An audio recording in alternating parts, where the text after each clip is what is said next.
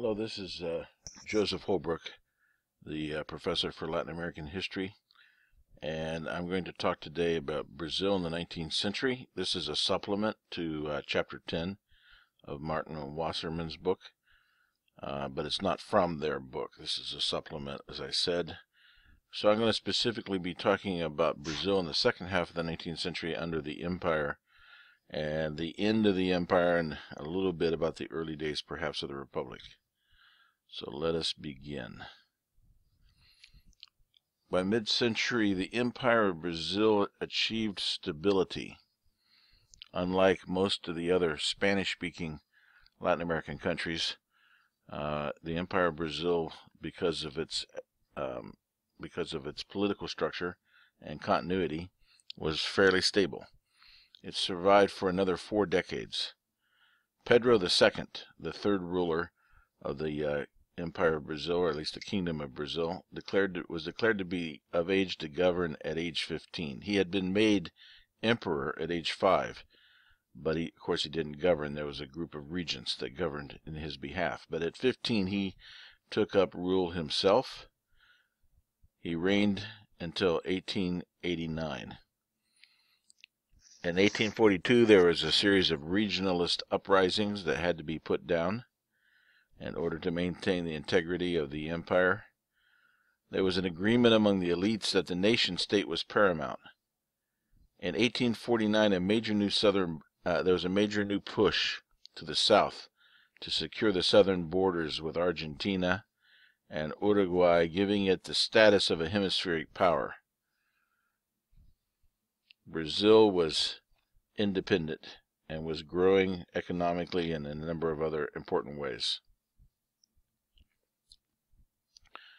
Pedro II was nicknamed Pedro the Magnanimous. He was the 7th child of Dom Pedro I and Donna Maria Leopoldina of the House of Braganza. He reigned 58 years, from age 5 in 1831. He grew into a man with a strong sense of duty and a devotion to his people. However, he always resented his role as monarch. He inherited the empire when it was on the verge of disintegration. Pedro II brought stability and good governance and turned Brazil into an emerging power in the international arena.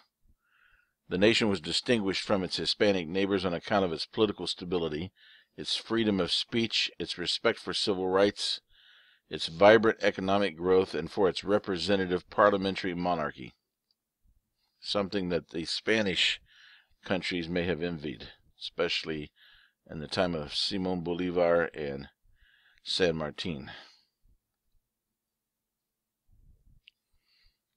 So by the 1860s, Brazil had achieved a certain degree of maturity. For the first time, it was able to step back and admire its own achievements as a nation. The British played a purely commercial role in Brazilian life. Foreign investment poured into Brazil at a steady pace, particularly from Great Britain, financing railroad systems, port facilities, urban improvements, water supply systems, and paved streets. On the emperor's birthday in December of 1861, the government decided to host its first national exposition and invited foreign dignitaries. It was held in Rio de Janeiro's Largo de São Francisco, a square not too far from the Royal Palace, and it was modeled after the great London exhibition and the Crystal Palace of a decade earlier. It was the first of its kind in Latin America. The exposition presented maps and displays and books published for the occasion, celebrating Brazil's vast size, its unity, and its natural resources.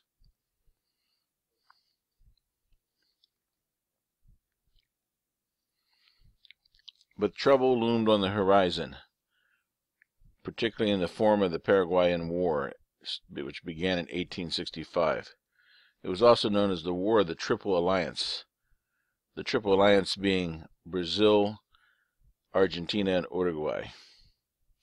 In November 1864, a Paraguayan warship in the Paraná River intercepted a Brazilian steamer and forced it back to Asunción.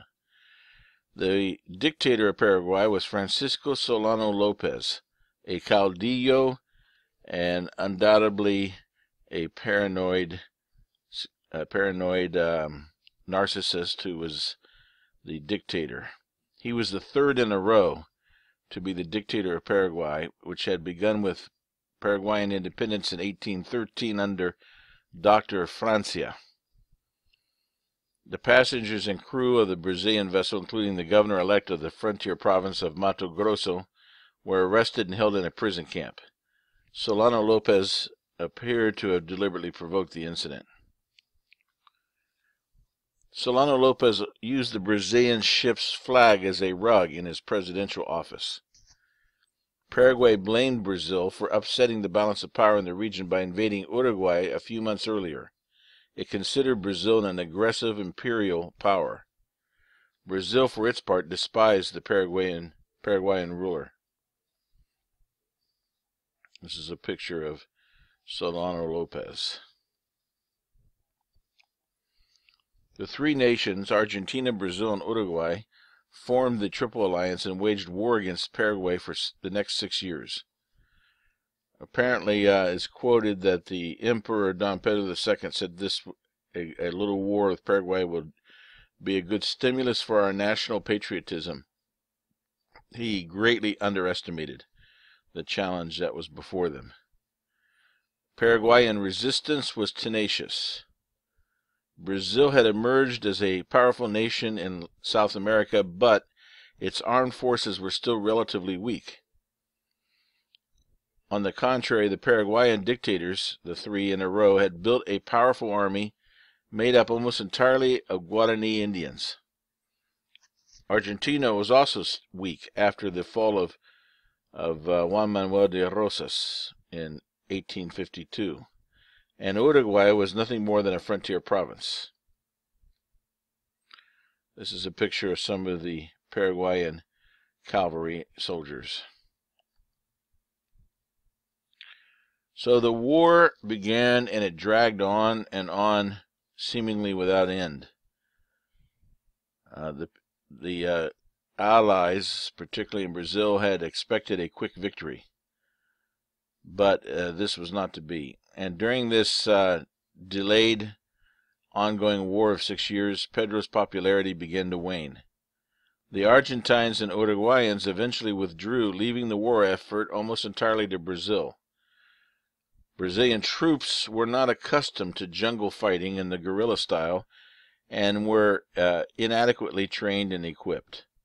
Many of the Brazilian troops were Afro-Brazilians who had been slaves and were promised their freedom if they would fight for Brazil. When Brazil finally prevailed, it was not Pedro II that got the credit, but it was the Duke of Caxias, Luis Alves de Lima y Silva, who was the commander of the forces in Paraguay and who became the national hero. This is a picture of the Duke of Caxias, and here are a couple of Brazilian officers. The Paraguayan casualties were staggering, unimaginable. At the end of the war, with Paraguay suffering severe shortages of weapons and supplies, they continued fighting almost to the last man, fanatically. They suffered massive casualties, and the wars of disruption and disease also cost many civilian lives. Some historians estimate that the nation lost the majority of its population, as high as 1.2 million people, which would be about 90% of its pre-war population. After the war, an 1871 census recorded 221,000 inhabitants, of which 100,000 roughly were female. A little bit less than 30,000 were male, and 86,000 were children. So if you do the math, you can see that that is almost 4 women for 1 man at the end of the war.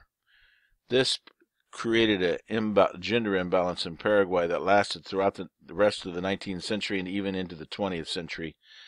And there are some reports that polygamy made a comeback in Paraguay as a result of this social condition, of this gender imbalance.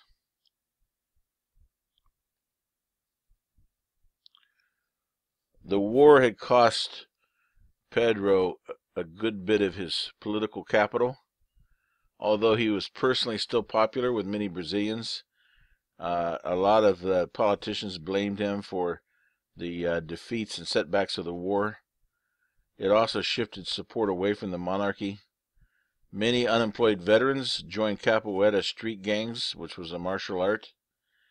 The veterans became involved often in violent post-war electoral politics. Former slaves who had won their freedom by serving as soldiers were warned after the war to return to displaying deference and gratitude that had been expected of them as slaves. Also, an urban underclass, mostly blacks and persons of mixed race, inhabited Brazil's imperial capital and gave its streets a reputation for danger to be avoided, something which has not changed even up to recent years.